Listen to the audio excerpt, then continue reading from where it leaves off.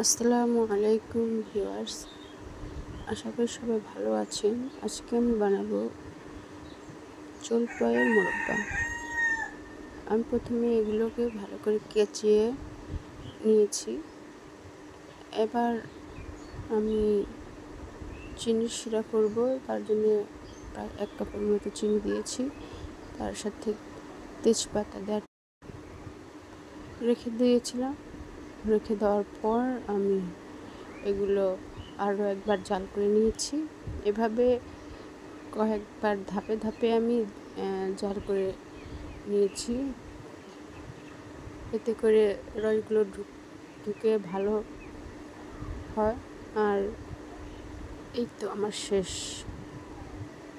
শেষে এরকম হয়েছে আমার আচারগুলো মোরব্বা। এতে একটু খেতে শক্ত লাগে, ভালো লাগে।